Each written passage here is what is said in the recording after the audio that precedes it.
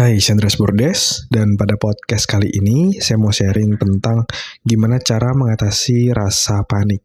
Ya, jadi pertanyaan ini masuk di salah satu reply episode podcast dan beberapa kali ditanyakan sama pendengar gitu. Cuma saya terlewat untuk membahas dan jadi ini buat kamu yang bertanya tentang gimana cara mengatasi rasa panik. Ya, panik akhirnya membuat overthinking dan jadi takut sendiri kayak gitu. Kalau kamu juga merasakan hal seperti itu dan mau tahu gimana cara mengatasi hal tersebut, kamu perlu mendengarkan episode ini sampai selesai ya. Jadi rasa panik itu biasanya muncul gitu ya, dan kadang-kadang suatu event atau suatu hal belum terjadi tapi kita udah kayak panik duluan gitu. Kayak misalnya contoh, minggu depan kita diminta untuk public speaking. Nah, udah ketika diminta public speaking, kita udah kayak overthinking sendiri, panik-panik sendiri, takut-takut sendiri, grogi sendiri gitu. Sampai kayak tangannya dingin, kayak takut banget kayak gitu ya. Atau misalnya baru mau masuk tentang kerjaan baru, kita belum tahu kayak lingkungan di sana gimana, atasannya gimana. Nah, kita kayak parno sendiri gitu. Apalagi misalnya kita udah dikasih tahu sama atasan kita bahwa kita akan punya tim yang jauh lebih tua atau senior dibandingkan kita. Itu kan kita jadi makin overthinking gitu ya, makin takut, makin panik kayak gitu. Nah, by the way, rasa panik ketika diminta memimpin tim yang jauh lebih tua itu pengalaman saya pribadi ya gitu ya, sekitar tahun 2021 lalu. Nah, terus atau mungkin hal lainnya seperti takut, panik, mau ketemu orang baru, mau ketemu klien dan lain-lainnya. Nah, kita akan bahas di episode kali ini step by stepnya seperti apa. Dan saya sudah menyiapkan 5 langkah ya. 5 langkah untuk mengatasi rasa panik ini.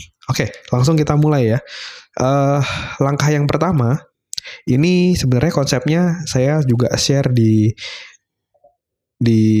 online course Meaningful Productivity kayak gitu, tentang cara mengelola emosi. Jadi untuk mengelola emosi kan kita harus mengatur atau mengelola, yang pertama gerakan tubuh kita, dan yang kedua adalah fokus kita kemana ya. Nah, step yang pertama kita harus bisa mengelola atau menggunakan gerakan tubuh yang membuat kita jauh lebih tenang. Salah satunya adalah dengan cara bernafas dengan lebih tenang kayak gitu. Kadang-kadang kalau kita lagi panik kan, kadang kita malah nahan nafas gitu ya, nahan nafas. Bahkan kita mungkin lupa bernafas, atau mungkin kayak kita lagi nonton film horor lah. Kalau kita lagi takut gitu kan, itu kan kita kecenderungannya adalah nahan nafas gitu. Nahan nafas kayak gitu.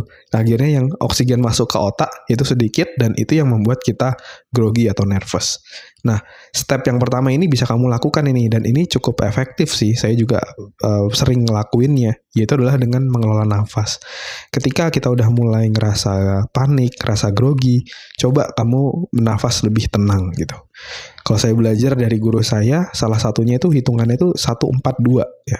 1-4-2, di mana 1 itu adalah tarikan nafasnya, 4 itu nahannya, 2 itu hembusnya. Jadi kalau kamu tarik nafas 2 detik, berarti kamu nahan nafasnya 8 detik dan buangnya 4 detik ya. 1-4-2 itu salah satunya. Tapi ada beberapa referensi lain, kalau nggak salah 4-7-8 atau apa gitu. Kamu bisa juga cek, googling lah tentang teknik bernafas, karena teknik bernafas ini sangat penting untuk menurunkan rasa panik kita, rasa nervous kita ya. Nah, yang kedua itu adalah mengatur atau mengelola fokus kita ya. Kadang-kadang kita ngerasa panik, kita ngerasa takut sendiri, itu karena fokus kita, entah kita terlalu fokus ke masa depan, kayak sesuatu yang nggak pasti, nanti kalau gagal gimana, kalau aku salah gimana, akhirnya kita takut sendiri gitu. Itu akan membuat kita semakin grogi, akan membuat kita semakin panik kayak gitu. Nah, salah satu caranya untuk bisa menurunkan juga adalah dengan menaruh atau meletakkan fokus kita ke masa sekarang, be here and now. Ingat bahwa kita nggak akan bisa mengubah masa depan secara langsung gitu, itu out of control. Begitupun juga sama dengan kita nggak bisa ngubah masa lalu, itu udah lewat gitu, kita kan nggak bisa ngubah. Nah, maka dari itu yang satu-satunya yang bisa kita kendalikan itu adalah saat ini. Dan ini mungkin adalah konsep Zen ya. Zen itu kayak mindfulness, kesadaran diri. Coba kamu belajar untuk menjadi mindful, hadir saat ini, dan rasakan apa yang kamu pegang, bener-bener hadir, pikiranmu nggak kemana-mana. Ketika kamu makan, misalnya contoh makan ya udah bener-bener kamu rasakan makanan itu di mulut, bukan sambil mikirin yang lain, bukan sambil scrolling handphone. Itu contohnya mindfulness, fokus pada masa sekarang. Ketika kamu misalnya cuci piring, ya benar-benar kamu fokus cuci piring tersebut, kayak gitu. Nah, jadi dengan hadir ke masa kini, itu membuat kita jadi jauh lebih tenang juga. Fokus pada hal-hal apa yang bisa kita kendalikan, ya. Dan kalaupun misalnya kamu mau mencoba lebih memberdayakan dirimu, kamu bisa juga memberikan pertanyaan-pertanyaan yang memberdayakan, ya. Daripada kamu nanya kayak, kalau aku gagal gimana? Kalau aku salah nanti gimana? Nah, lebih baik diubah jadi gimana caranya supaya berhasil? Apa yang harus aku siapkan? Apa yang harus aku latih? Dan lain-lainnya. Dan itu kan lebih memberdayakan dan membuat dirimu jadi jauh lebih siap, ya.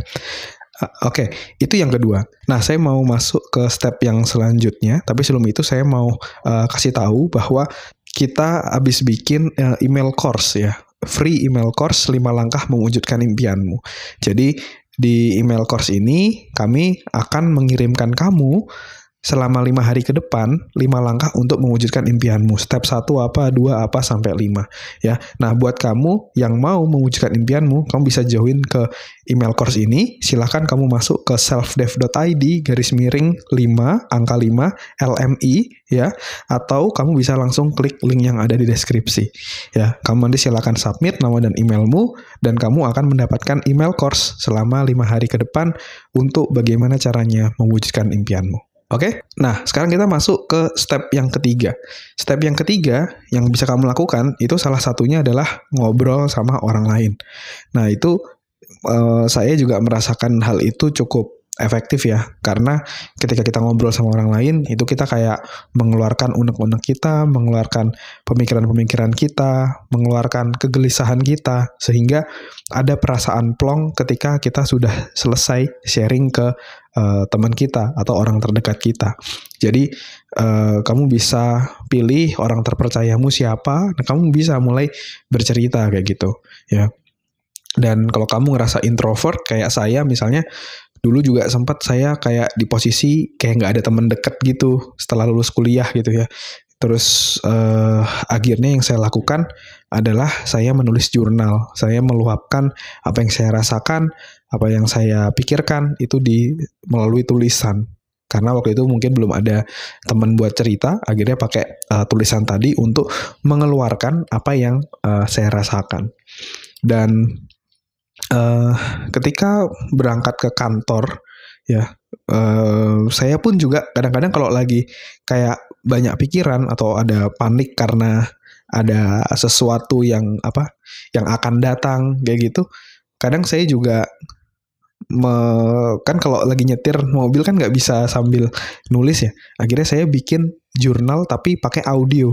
Jadi kayak rekaman gini, saya pakai earphone ya, kayak headset nyambung ke handphone, terus saya kayak cerita gitu, kayak yang aku rasain apa, aku takut apa, terus next stepnya mau gimana. Nah itu kayak cerita aja gitu di audio recording kayak gitu. Dan kadang-kadang kalau saya sendiri tuh mendadak gitu ya, ini mungkin sedikit intermezzo sedikit, kadang-kadang tuh kalau lagi sharing unek-unek gitu mendadak kayak jadi jago bahasa Inggris gitu, kadang ngomongnya langsung bahasa Inggris. Itu yang saya rasain. Tapi intinya itu, kalau kamu misalnya belum ada teman yang kamu percaya untuk kamu cerita, kamu bisa nulis jurnal atau kamu bisa membuat jurnal atau bercerita melalui rekaman. Oke? Itu step yang ketiga. Step yang keempat yang bisa kamu lakukan itu adalah olahraga ya, karena olahraga itu bikin fisik kita jadi jauh lebih enak, kita jadi ngerasa lebih feeling good, lebih fresh, dan setahu saya juga ada penelitiannya kok kalau olahraga itu memang berpengaruh kepada hormon kebahagiaan kita gitu. Dan terbukti bahwa olahraga juga bisa menurunkan kayak depresi dan lain-lain. Salah satunya juga ya rasa panik tadi. Itu saya rasa juga dengan olahraga akan membantu kita untuk menurunkan rasa panik tadi. Ya, jadi kamu juga bisa lebih rutin untuk olahraga ya. Dan langkah yang kelima, kalau misalnya kamu dari 4 langkah tadi kamu masih belum ada perubahan, saran saya kamu bisa konsultasi ke psikolog ya, psikolog yang misalnya terdekat. Sekarang juga di Instagram kan juga banyak tuh kayak psikolog, kamu bisa konsul ke dia gitu. Saya sebenarnya juga psikolog gitu, tapi karena keterbatasan waktu, jadi saya nggak buka praktek secara khusus untuk adanya konsultasi atau one on one seperti itu. Saya belum mengarah ke sana. Tapi kamu bisa cari psikolog profesional untuk membantu kamu ya. Dan juga beberapa aplikasi kayak misalnya kalau nggak salah kayak Halodoc gitu ya. Itu juga ada kalau nggak salah ya, kayak jasa psikolog gitu. Tapi coba kamu sambil cari aja ya, Halodoc. Terus kalau nggak salah Relief juga punya. Saya nggak tahu 1% juga punya atau enggak. Jadi coba kamu explore psikolog.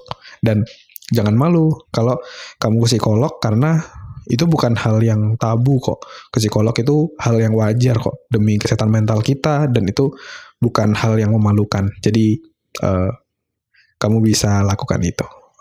Oke, mungkin itu dulu sharing kali ini. Dan sekali lagi, buat kamu yang mau dapetin email course gratis 5 langkah mewujudkan impianmu, silakan masuk ke selfdev.id/5LMI ya, 5-nya pakai angka, atau langsung klik link yang ada di deskripsi. Oke? Dan selama 5 hari ke depan, kami akan mengirimkan kamu step by step gimana kamu bisa mewujudkan impianmu. Oke? Thank you semuanya udah dengerin podcast ini. Dan kalau kamu ngerasa episode ini bermanfaat, jangan lupa juga kamu bisa share ke teman-temanmu kayak gitu, ke orang-orang terdekatmu untuk mendengarkan podcast ini. Dan kamu juga bisa share di Instagram, Instastory, kamu bisa mention ke @selfdevpodcast dan nanti kami akan repost. Oke? Mungkin itu dulu. Thank you semuanya udah dengerin. Never stop learning because life never stop teaching.